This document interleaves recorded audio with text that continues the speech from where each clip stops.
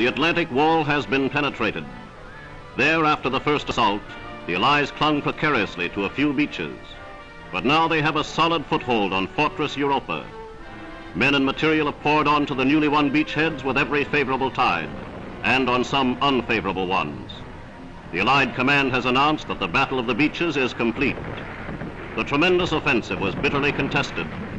The Nazis knew that each passing hour diminished their chances of throwing the Allies back into the sea. But the American, British, and Canadian troops pressed forward firmly onto the soil of France and made contact with the French people. This was no pushover, driving the Germans back. Some of our troops dropped within yards of the water's edge. There were two enemies, the Germans and the heavy seas.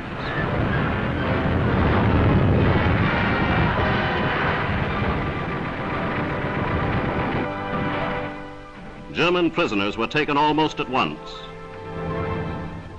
American and British aircraft supported the shock troops magnificently, preventing the Germans from marshalling reinforcements. American marauders plastered peaceful-looking forests, the hiding places of Nazi tank formations and vicious dumps of high explosive.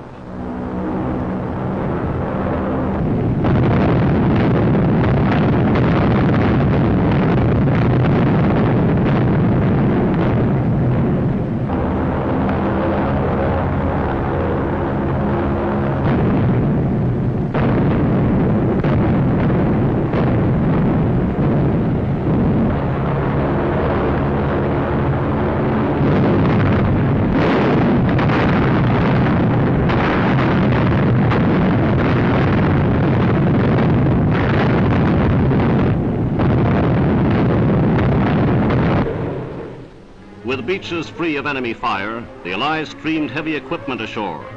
Lumbering bulldozers set about clearing the way for vital air landing strips. The blast of Allied shells left shattered German defenses and many dead German defenders. Survivors were given prompt attention by medical corps men. Some were grateful, many bewildered by the smashing Allied blow.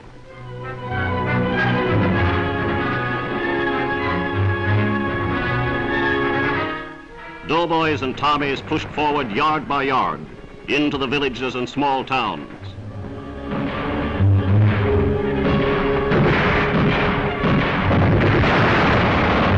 And more prisoners fell into their hands. Some were still arrogant, reluctant to raise their hands in defeat.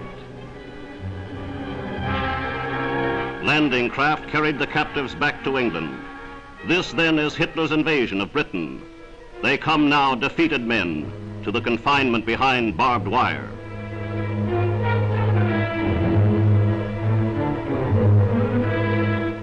The United Nations onslaught is smashing ahead on many fronts.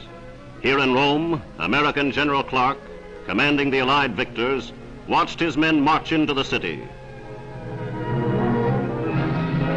The Allies were able to view the work of their mighty air support. Some of these rail yards were bombed months ago, but repairs for the Germans were out of the question. And this is the same devastation now being wrought to Nazi transport throughout the whole of Europe.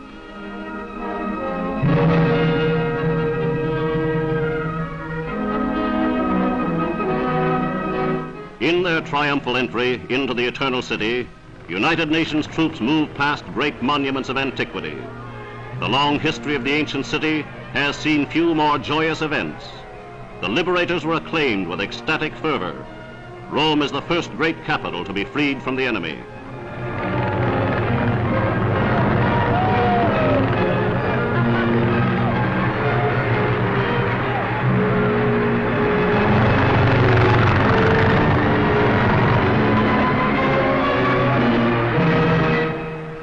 The flags of the United Nations were unfurled at once, heralding the end of 4 years' Nazi tyranny for the people of Rome.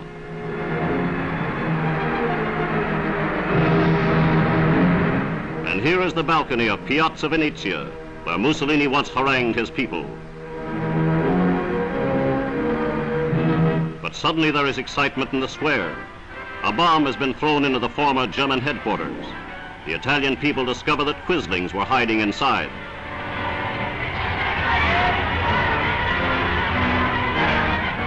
and soon they smashed their way in.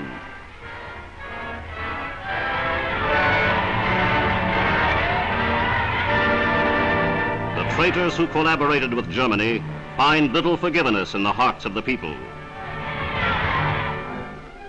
As General Clark rode through the capital, American flags found their way into the hands of liberated Italians.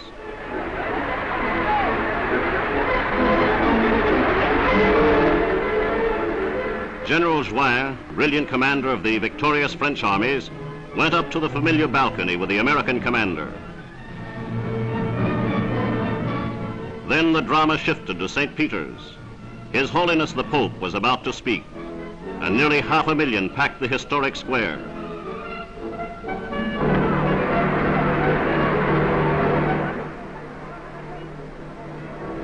Pope Pius had this to say: "Thanks be to God, Rome has been spared the horrors of war. We should show our gratitude by good works and charity, and cease from hatred and rancor." Ieri ancora trepidante per la vita dei tuoi figli e delle tue figlie, per la sorte di incomparabili tesori di religione e di cultura, con dinanzi agli occhi lo spettro terrificante della guerra e di inimmaginabili distruzioni. Guarda oggi con nuova speranza e con rinnovata fiducia alla sua salvezza.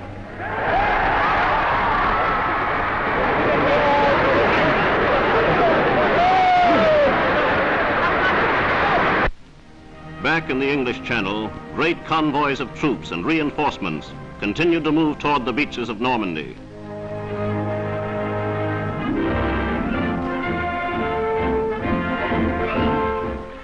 The beachhead already had expanded to 50 miles, and they put ashore the complete equipment of a highly mechanized army.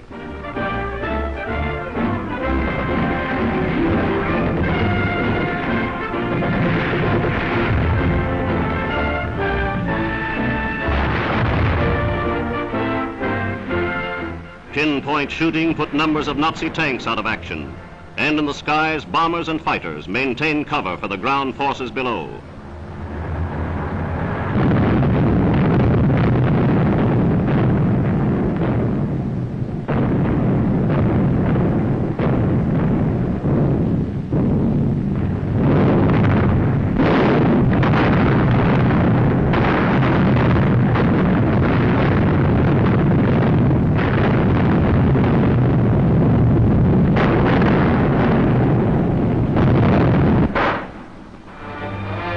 Troops are received as long-awaited friends.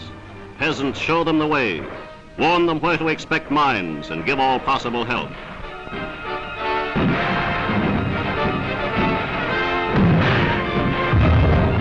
The Allies have found firm resistance and are prepared for even stronger contests.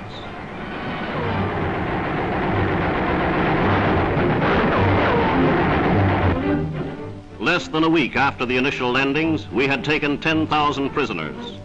There is much hard fighting ahead, but the Germans are now faced with a three-front war: in the northern reaches of Russia, in the mountains of Italy, and here against this most tremendous military operation in history.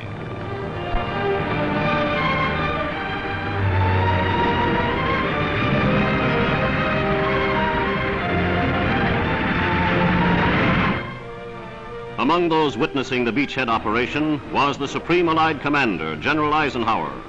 Here he meets with Admiral Ramsey, Chief of Naval Operations, and with Britain's great soldier, General Montgomery. The Supreme Commander is on hand to learn firsthand how the offensive is going. What he learned was good indeed. The meeting of these brilliant leaders symbolizes the unity of the United Nations forces they represent. The conference over, the British leader returns to his Normandy headquarters to get on with the business at hand.